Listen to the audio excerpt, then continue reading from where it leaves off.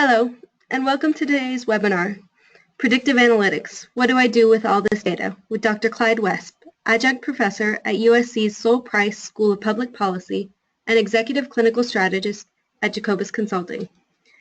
During this webinar, you'll become aware of the forces that drive the need for analytics in the future, understand why predictive analytics is important to an organization, become familiar with the predictive analytics spectrum, and understand how to take the next step on your journey to predictive analytics.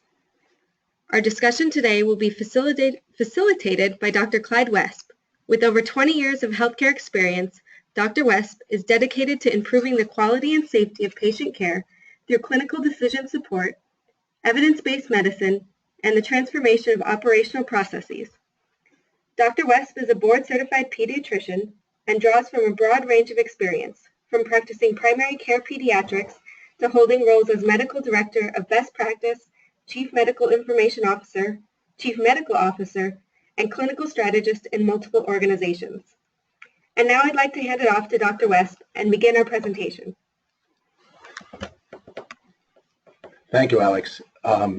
It's a pleasure to be here this morning, or the afternoon for some of you out there. So to talk about a topic which I think is probably on a lot of people's minds, but not exactly knowing where to start. So today, this is part of a series that Jacobus is going to be presenting. And the webinar one is kind of like answering the question, why is predictive analytics important? Webinar two will be some more specifics on how to get there. And then this webinar three are some very specific steps that you might need to take within your organization. So at the end of webinar one, what you will be able to do is be aware of the forces that drive the need for analytics in the future, understand why predictive analytics is important not only to organizations, but more specifically to your organization. Understand the predictive analytics spectrum because it is pretty wide, and understand how to take the next step on your journey to predictive analytics. So we're going to talk about the current healthcare digital landscape, and I emphasize the word digital because now that healthcare is digital, it changes the entire landscape. We're going to talk more specifically about the analytics spectrum. We're going to give a couple examples of how analytics might help you or your organization make decisions, just a couple examples, and then go over some of the next steps that would help you sort of move your organization forward. So let's start by talking about the move to digital data in healthcare. One of the things as different industries move from paper-based to digital-based, there is a complete change in how the organization functions. I think the one industry that is obviously very critical to our society is the banking industry. And if I asked you how you do banking now versus 10 years ago, it'd be very different. So it's completely changed how we do banking. We don't necessarily write checks anymore. Everything, even if you do get a check, you can take a picture of it. You don't even have to go to your bank. And so it's changed the industry. It also changed the service part of the industry, what banks feel they're there for. And so think about that as a model of an industry going from paper to digital and how it changed the entire industry. So in our industry, we're used to having paper charts and file rooms and massive amounts of paper that are available. But obviously, trying to find information in there is not that easy. So it's a matter of turning pages and trying to collate it. Digital is very important because the goal is to bring all this information into a single spot or accessible from a single location. But one of the challenges of it, as any industry moves from one to another, one of the challenges, there's so much data and you don't even know what's important sometimes. So understanding your data is going to be critical in order to use it. So there was a report recently to Congress in February of this year that talked about the progress made in healthcare IT. And this was from the Department of Health and Human Services. Basically, as you know, the new landscape of healthcare has changed, the digital aspect of it has been so critical. So now that this report is available for you online, so if you go to healthit.gov, you'll be able to read it, and it's very interesting. One of the major important things in this report is how we have moved in the electronic health record world. And if you take a look at this data, now don't forget the government is usually behind in terms of collection of data. So even though this report was 2016, the data is from the end of 2014. So, but you can see that about 98% of hospitals have an electronic health record or exchange data among either within their organization or some outside of the organization. So that's a pretty big number. So 98% of the hospitals. Only about 74%, or say about 3/4 of physicians, have done this as well. And one of the things that I think is a challenge with this piece of information is most of the information over time does not exist in the hospital system. It exists in the physician's offices and out in the community. So as you think about how you're going to use this data, you want to say, how do I use this large amount of data, but only 75% of physicians are there. If we look at the hospital implementation, you can see that the large organizations are a little bit ahead of our smaller critical access hospitals. And this usually has to do with, how much it costs to implement. Is it scalable for large organizations? How can critical access hospitals afford electronic health record? So we hope over the next couple of years that this will increase. If we take a look at physicians, this is an interesting piece of information because we've divided up into any EHR, certified EHR, and basic EHR. Basic EHR, a lot of organizations have homegrown systems that they have done. Physicians have built them in their own offices. So a lot of that basic EHR function is not with a certified EHR. And as I said earlier, certified about 3/4. But there is, again, there's about 83% of physicians who have some form of an electronic health record in their organization. This is a little geographically distributed, a little different, because you can see on this map, again, all from the healthcare.gov, is that it's pretty much across the country, although some of the numbers are a little different. If you take, for example, Oregon, about 85% of its physicians have adopted certified EHRs, whereas surprisingly, Florida is only about 64% and Alaska is about 59%. So we do see kind of a little bit of a disparate distribution. But I think the point of this slide is every state in the country has gone forward with some degree of the physicians have moved forward in adopting certified EHRs. Now, what does that mean? Going back to the original process, is that means these physicians are digital. They have digital information. If you were to go into their offices, I guarantee you there would be some who use it more effectively than others.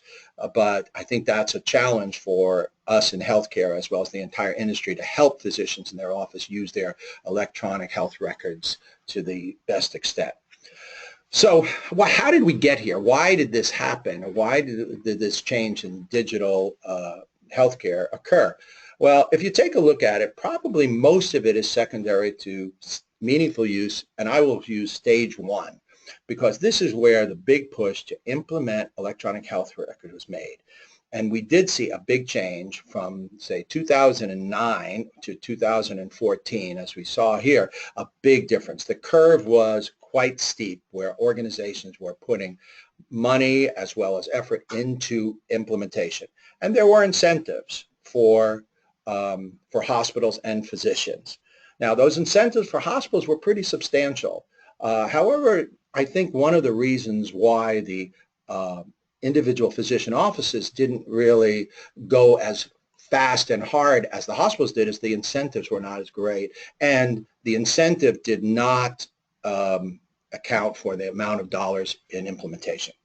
Now, stage two is another, is where the whole idea of stage two was to have this sharing of information, this interoperability, and that's been slower. And there are very, very specific comments in the healthcare IT strategic plan for the next 2 years to decrease the concept of data blocking. And so it's very important that, organizations, and we're seeing now some of the larger EHR companies starting to share their information, some more readily than others.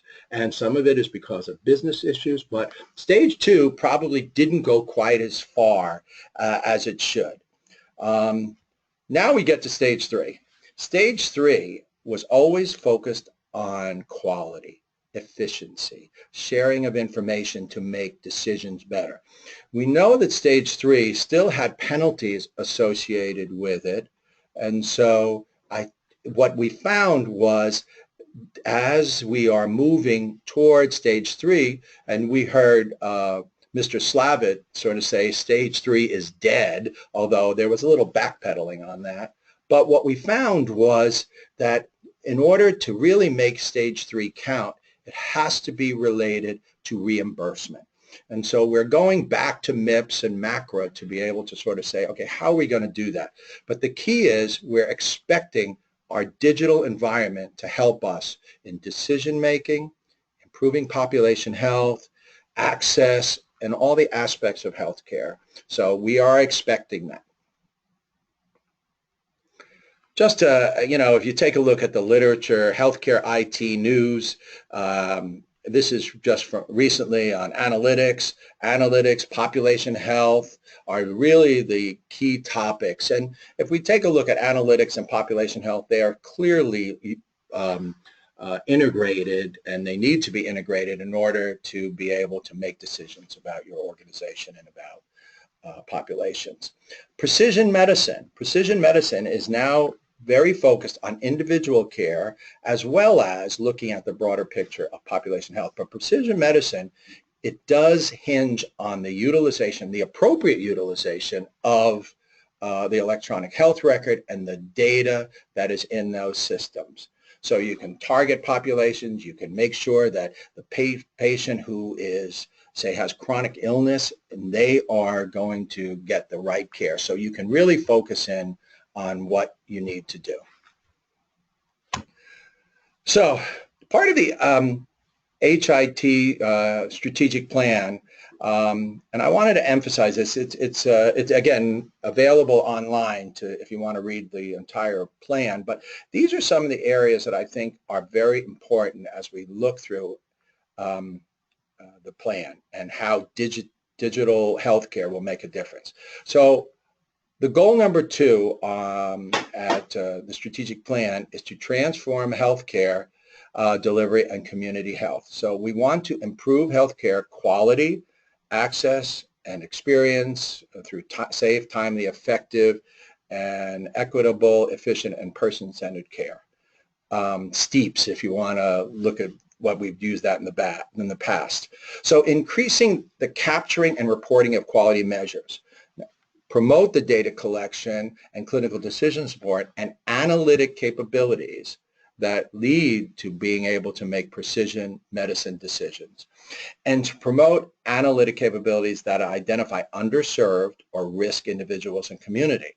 So now that that we are digital, now the federal government and often others will follow that, are looking, how do we use this data to now make these changes? So in the old days when you had to have checklists, they just had checklists. Well, they're looking for something far more sophisticated in the future. And this is a plan that goes from now until 2020. So, and that is not that far off. So thinking about where you are in the spectrum of this is going to be very critical.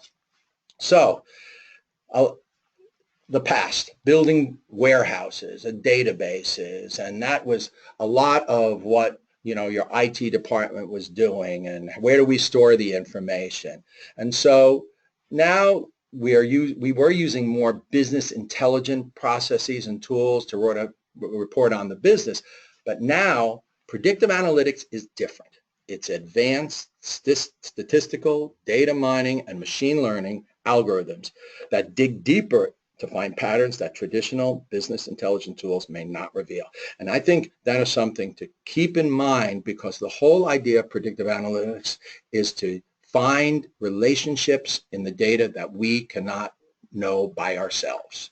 So looking at this ahead, where do you think your organization is on a scale of 1 to 5 to comply with those goals? And be honest and be, see where you think you are, and thinking about what we said before about what it really means. Do you have dashboards? Are you just starting your role in there? But how do you think your organization is set to meet those goals that the federal government is expecting? I guess we'll give you a few minutes to answer those polls.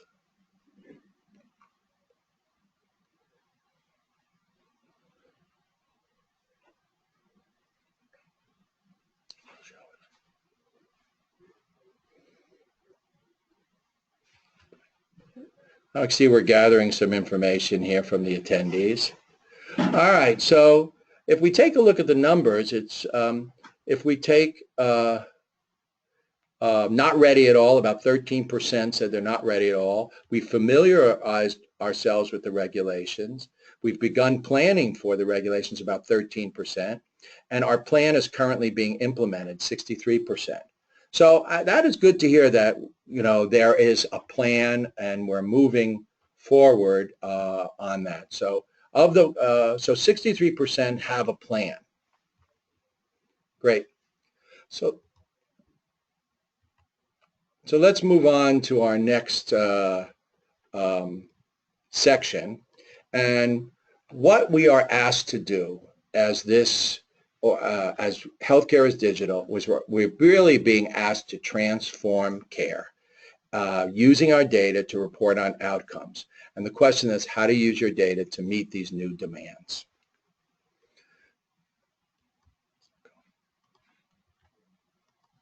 Okay, so as I said, we are being asked to improve care, document our outcomes, and decrease cost. This is the triple aim that is out there, and so you can use different words. You can say it has to do with an experience, but we are asked to do this. So how do you do that in the digital environment? Going back to some definitions, it's kind of helpful when you start to take a look at analytics and what it really means. In Webster's dictionary, analytics is the method of logical analysis. Not the most insightful definition. Online definition I found was the systematic computational analysis of data or statistics. A little more descriptive about what the newer definition of analytics would be. And then dictionary.com, although adding confusion to the whole thing, it defines it in 3 ways depending upon whether the verb is singular or plural. So I think that one of the challenges is defining what analytics really is. So if you take a look at, I think people kind of understand what business intelligence is. And a lot of times people say, oh, I do analytics because I'm doing business intelligence. But if you compared it, business intelligence is just the beginning, and predictive analytics kind of kicks it up a notch by using these patterns and develop probabilities to predict outcomes. And I think that's where business intelligence is different from predictive analytics. If you take a look at why organizations use predictive analytics, and this is in the general business world, it's not necessarily healthcare, but they want to predict the trends. And we do this all the time. If you think every time you buy something, every time you swipe a card, every program that you're involved with at the supermarket or Target or Walmart, they are looking at this data to help predict trends in what you will buy. And they want to understand you as a customer. They want to improve their business performance because they say if something isn't selling, it's very easy for them to pull it off the shelf, or they see this is a need. It drives strategic decision making to be able to make those decisions that really are going to help drive the business. Now, in healthcare, it's not, when we talk about strategic decision making, that's both clinical and financial. So we have a very complex industry, and to predict that behavior and predict outcomes or predict the results of your decision. So if you take a look at those, that's where we're looking. Now, probably other industries are a little ahead of us. One of the challenges, and I think in healthcare, is if you take a look at banking, it's kind of the currency, and I don't mean that in the dollar sense, but the currency is pretty much the same across the healthcare, across the banking system. It's dollars. It's whereas here in healthcare, it's very different because, number one, people are a little more complex. There's more variables. No two people are alike. But what we're going to find is it's harder to understand what their goals are and what an individual wants. So putting that in there really makes healthcare a little bit more complex. So when they compare us to the banking industry, or they compare us to other industries, I think it's important to realize we are more complex than other industries. So this is a slide that I think I'm going to take a little time in to understand what that spectrum is. If you start taking a look at what we call descriptive analytics, and these are all part of the analytics spectrum. Descriptive analytics, a lot of organizations do. They have dashboards, they have balanced scorecards. They have ways of presenting it to the board, ways of presenting it to the finance committee. But a lot of times what the descriptive analytics is just information that you have chosen to put in front of the decision makers. It doesn't necessarily tell you much more. It's kind of retrospective, it kind of what happened, and you looked at, and sometimes it's very much in the past that you're looking at information. Diagnostic analytics. Diagnostics is kind of a little bit more, why did it happen? And what that is looking at is sort of maybe relating, and you have an ability to maybe pull a couple of pieces of information together to help you answer the question why. Predictive analytics is now looking ahead at the future, and to be able to take this data and find those relationships that you don't really know, that's going to help you make decisions. And prescriptive analytics is very, very much more individual, and how can we make it? What are we going to do now that we have this information to make the change? There are some specific attributes of predictive analytics. An emphasis on prediction, and it seems logical, but instead of looking back, you are looking forward. Rapid analysis measured in hours or days, and this is where surveillance comes in. How do you do that on a clinical basis to make those rapid decisions, because you want to make sure you have that information. In the hospital, in the acute care setting, this is very critical in order to manage patients better. An emphasis on the relevance of the resulting insights. It's all about the insights that you get that you would not have had without analytics. And now an emphasis on ease of use, that it's easy to get this information, it's accessible. And so if we were to look at that in the past, you need an analyst sometimes to give you a report. We want this where this data is much more available. So if you take a look at this spectrum, you probably could say where you are as an organization, and most organizations are at a descriptive level. They've done a very good job of putting information in front of their different committees. But one of the things is where you might see where you are in this. So I think we have another polling question here to be able to sort of say, where do you think your organization is along this spectrum? And I know that you said you had plans in place, but do they really talk about this or not? So where do you think you are at the moment, where your organization is thinking? So I think the poll is open.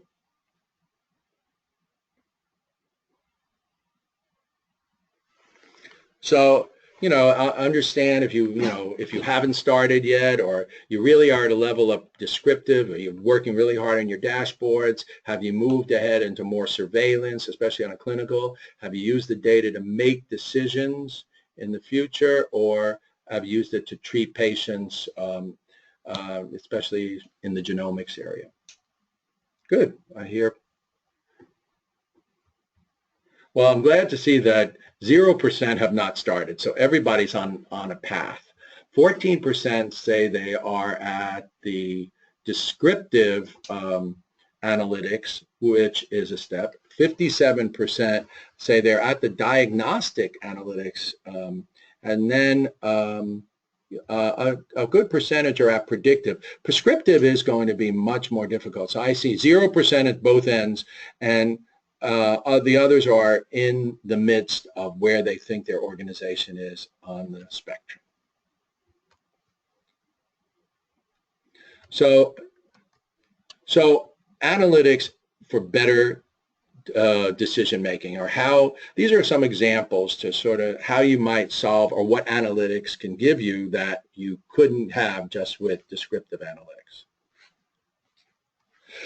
So everybody's concerned about readmissions, and a number of organizations have had some penalties secondary to increased readmission or unnecessary readmissions. So let's take a look at what business intelligence currently has done. So a current business intelligence tool will present a dashboard of information, and usually the people decide, the organization decides what they want to know. And I'm just using these as an example. You might want to know the age of the patient, the hemoglobin A1C. You might want to have male or female. You might want to have a ejection fraction, or what medications the patient is on. So, but that is usually presented in a very linear fashion. You have, a spectrum of hemoglobin A1C, a spectrum of age, a spectrum of gender, cardiac function. And our brain, as I said earlier, can handle some of these when you say, we're seeing a relationship between gender and hemoglobin A1C. Okay, but you have also selected these data points, and maybe you haven't really selected the right data points, or those data points that really will drive an outcome because you've chosen these. Now, again, a lot of times you need your subject matter expert to come in here and do that, but you have selected it, so you very well might be missing certain aspects of a patient that would help you decrease readmissions. So if you take a look at the future state of predictive analytics takes all the information in your database, and it looks at patterns of relationships that the dashboard can't tell you. So they would say which set of risk factors will end a person back in the ED or the hospital. And so again, it's looking at all the factors and looking at it, and the larger the database is, the better the prediction will be. So the relationship between multiple factors. So we are seeing now a relationship between hemoglobin A1C and age, and not in a linear fashion, but a much more integrated fashion.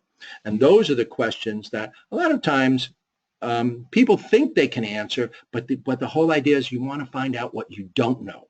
And that's where you can make decisions. And some people talk about this helping decrease risk of decision making, especially if you're looking at it in a business, because you might think you're going in one direction and business is one way, but you also might find that this is going to decrease your risk because you really know what you're going to target and how you're going to build either business or clinical care. Another example, and this is a little more on a program. Okay, if you're going to, you want to build a program about women's wellness.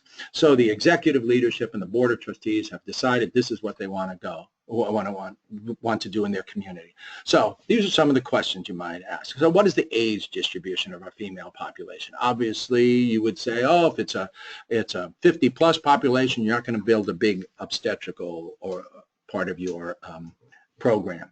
So what percentage of our female population are diabetics, type 1 and type 2? I think that, you want to know that, because you might say, if you say, oh, we have a high percentage of type 2 diabetics, we need to build a diabetic education program. What percentage of our female population has an elevated BMI? So that could be, so we have to do maybe a weight issue or a program. What percentage of our females have the BRCA gene for predisposition to breast cancer? So you might say, oh, if we have a high number, you're going to realize that you're going to do certain parts of your program. Now comes, you can answer all those questions, and again, in a linear fashion, but what is the relationship between type 2 diabetes and BRCA in women who have an elevated BMI? It's a question you probably can't answer. And the machine learning and the algorithms that are built inside predictive analytics software will help you answer those questions, because you can't do that yourself. And then you add geography to that, and within a community, you might find that there's this zip code they have a higher incidence of breast cancer in women who have a low BMI than a high BMI. You have no idea. And so I think one of the areas is you have to have your mind open to saying you're going to learn something that you couldn't have done by yourself. So those are two examples of how you might use predictive analytics when you're making business and clinical decisions. So the goal is to go from analyzing past statistics and reports to having foresight to analyze what lies in the future. So what can happen in the future. And this is a little bit different way of thinking. A little anecdote, and I'm a physician, and sometimes working with physicians, this is hard for them to take the fact that they might not know something. And so it's a little bit of a challenge when you're working with physicians to be able to say, oh yeah, I'm going to, they might make a decision based upon those 4 or 5 components, but then not realize that there are relationships within the data about their patients or about their organization that really make a difference. So I think sometimes it takes some convincing to be able to convince them that they can't answer certain questions. And that's why I think using the example of the women's, I said, you might ask, the person can't answer that question. We don't know. And it can be very different in different communities. So what are some of the common challenges to analytics that we see out in the community or out in the organization? Setting goals is very critical. It's kind of like you have to say, a lot of what we're talking about is the scientific method, to be able to say, what do you want to accomplish? And you might say, well, we want to accomplish a women's center or a men's health center or something that is you want to set that goal. So you can't just take data and throw it at the wall and expect to get answers. You have to have a specific goal in mind at the beginning. One of the common challenges is, I need more data. I need more data. And we've all heard that. But do not underestimate the need for a subject matter expert to really look at that information. And you still have to make your decisions. But once you understand the relationships, you can definitely make better decisions. One of the things is when you take a look at the machine learning, it doesn't have a lot of bias.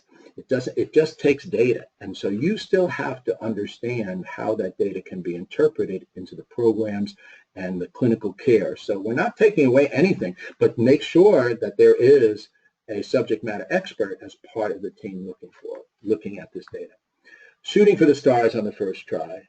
This is a stepwise approach, and you can't go from A to Z in one step.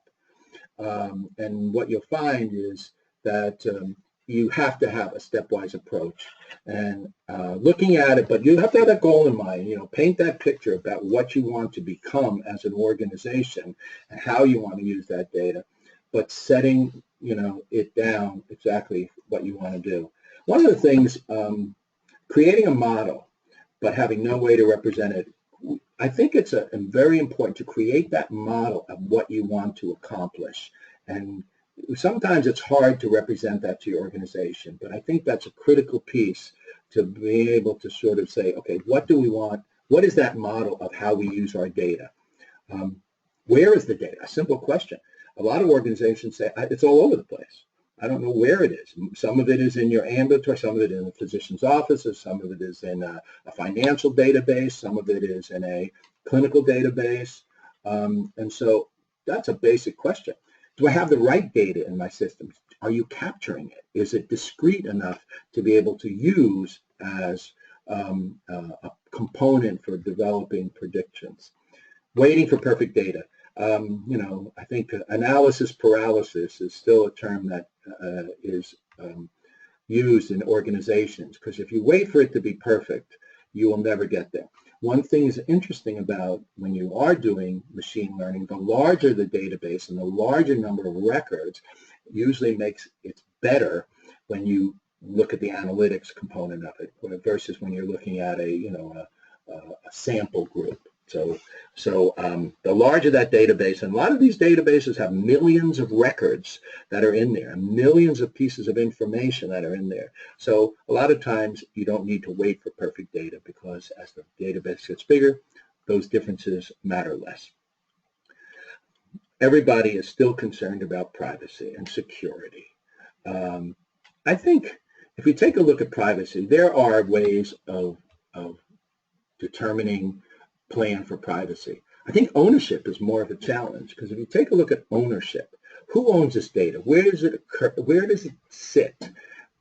Does your health system own it? Does an external organization own it? Do you own it? Where is all this data? And I think that is going to be a challenge. And you can see, there are non-healthcare companies getting into the mix when it comes to owning the data and pulling it all together. So I do think that is going to be a challenge. And as a clinician, you want to ask, where do I want my data? Who do I want to see my data? So ownership is probably more of an issue than privacy. And organizational structure. This probably should be at the top here, because if your organization is siloed, if your organization does not, if your CEO and your CMO or CMIO and your CFO are not on the same page, and your CIO, of course, to be able to say, are you on the same page about what we want to accomplish?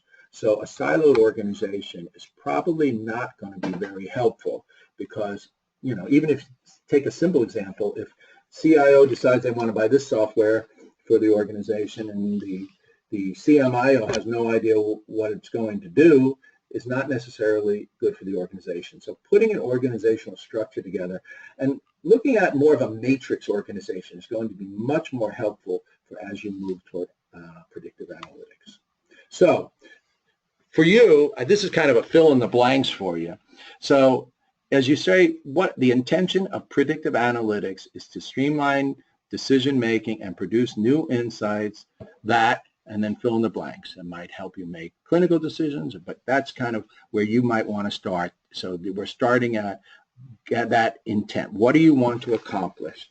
So you can fill that in whenever you are in front of a group, or you can put that in front of your leadership. So what's next? Okay. Roadmap to predictive analytics. If you take a look at what you need to do kind of first, what's important. So if you take a look at the current technical state first, databases, you're going to have to look at what you have. One of the things that we don't recommend is that you go out and buy new software right away, because that market is consolidating. There's acquisitions that still are occurring. So why would you go out and do that until you know that your databases and your infrastructure beneath this new software is in good shape? So where is the information in your system? You're going to have to answer that question. How is it going to be collated? Do I have a way of pulling it all together? And again, that's more than just a data warehouse. And preparing the data, which is where, for example, as I said earlier, going back into the electronic health record and making sure certain data elements are discrete data elements. So you're preparing the data so you can use it. Information governance, extremely critical within an organization. You want to know where the source of truth is for the entire organization. For example, you don't want one part of the organization saying the C-section rate is 20%, another one saying, no, it's 30%. You have to determine what that is and where that source of truth is, and that has to be universal throughout your organization. And there are components to information governance that we'll be talking about in future webinars. Who has access? Where do you want to share it across the entire organization? How do you share it? Who do you share that with within an organization? And those are questions that you have to do and you have to put together before you start thinking predictive analytics. So it's, again, getting that infrastructure in place. And as I said earlier, the organizational structure. Is the organizational structure ready to use data? Are they going to make decisions? Can they depend upon it? Do they have the needed expertise within their organization to make sure that they understand what's in there? And alignment of the business and clinical goals. One of the things that I've seen in healthcare, when I was in practice, is this alignment. And sometimes, especially in the hospital systems, it's either a CFO decision or a CMO decision. And so you really want to align these things together, because if you don't meet your business goals, you're not going to be able to meet your clinical goals because your organization is not going to be healthy. So you have to align both these together. And so never think that, you know, it's a fight between the CFO and the clinical people. It's really more of a collaboration and making sure that you are moving forward in a collaborative way. So those are some of the main things to start thinking about. Those are broad categories, and in the future we will look a little more closely at each one of these. So as things move forward, a journey of 1,000 miles begins with a single step, and that's really where we're going. You have to start somewhere. Don't be afraid to start small and get big, but paint that vision. I think that's critical. So this is the next CEO for our company. It's my daughter. She's already in her CEO chair, and she's already, I think, telling people what to do. But, remember, I'm a pediatrician, and I couldn't end a talk without having a picture of a child. And, of course, what child better to put in a picture is my own grandchild. So thank you for listening. And one of the things is I think we're going to have some questions here, but not only questions, but I think sometimes it's important not only to ask questions, but also maybe look at insights. And did you hear something that maybe is a little different, or something you might use in the future? A little bit of a pearl that you might walk away with. So I think we're going to open it up to questions at this point. So you want to take over there, Alex, for me? Yeah, so we're going to open it up to your questions now. So if you have something you'd like to ask, or like Dr. West said, if you'd like to just make a comment or share something valuable with us, we'll open that up. So go ahead and navigate to that chat box, and we'll field your questions now.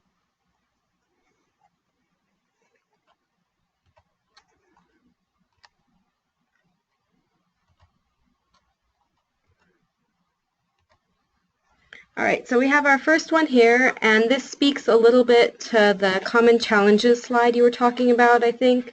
What kind of organizational structure would you recommend?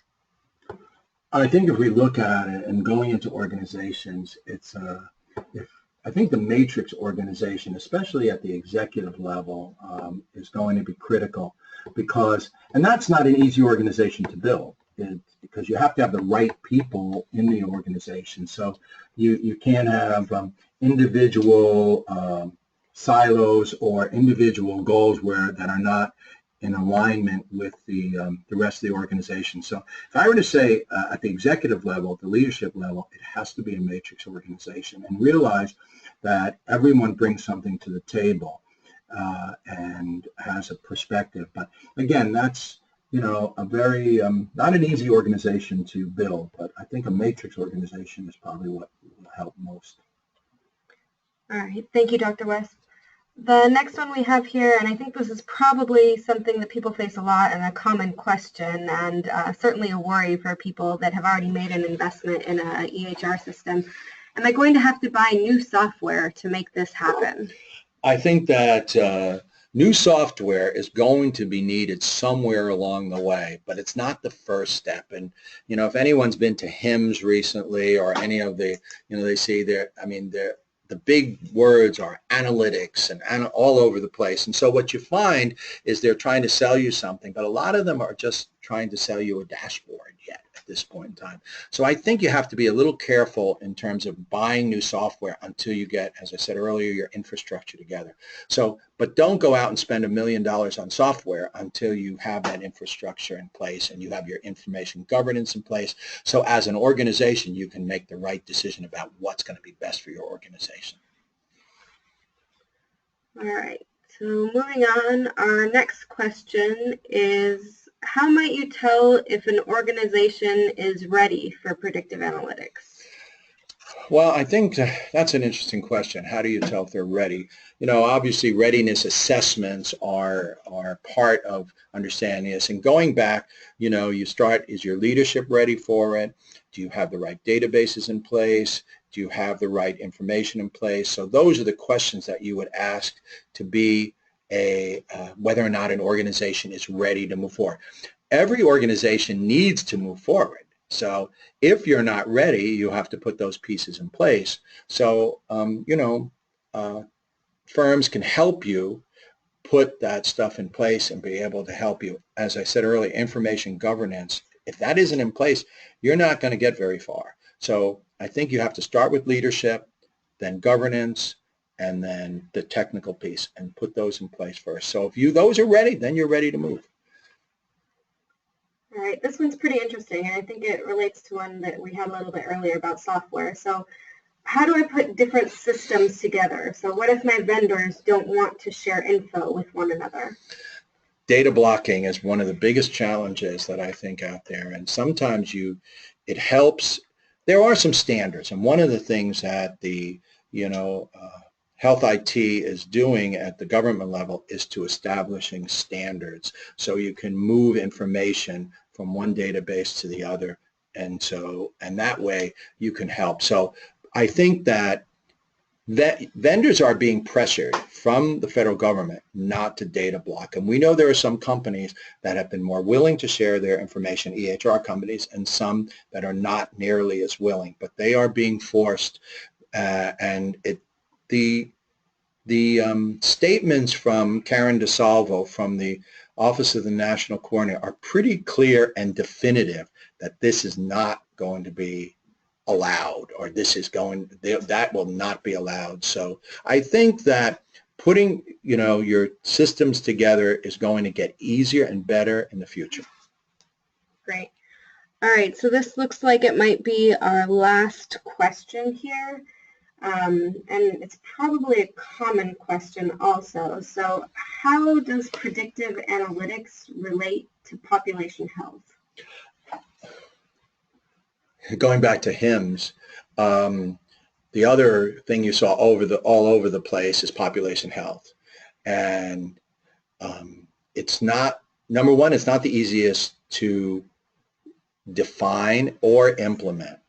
And one of the things that I said earlier, if you don't know your population, and going back to those characteristics that other organizations use to define their population, identify needs, predict the future, what their needs are going to be, you can't do population health truly without the use of analytics data, because you won't know who's at risk, where you need to put your time and effort. You won't know the results of your program. So analytics is so intimately tied to population health, and I don't think you can really do population health without it. All right. Well, that looks like it's it for our questions. Thank you to everybody who asked. Before we wrap up, I'd like to ask everybody to take part in the exit survey that will be emailed to you. We really appreciate everyone who joined us today. If you'd like to view an archive of this webinar on demand or share it with a colleague, please visit the webinar section on the resources section of jacobusconsulting.com. That will be available within the next couple of days. Also, we have a really exciting lineup of webinars coming soon that's focused on the power of AR analytics, reimbursement management, revenue integrity, as well as parts 2 and 3 of this series that Dr. West talked about at the very beginning of his presentation. So if you'd like to hear more about that, please check out our website at jacobusconsulting.com. That will also be up on the news and events section of our website very shortly. So thanks again. We hope you have a really nice day, and thank you for participating in our webinar.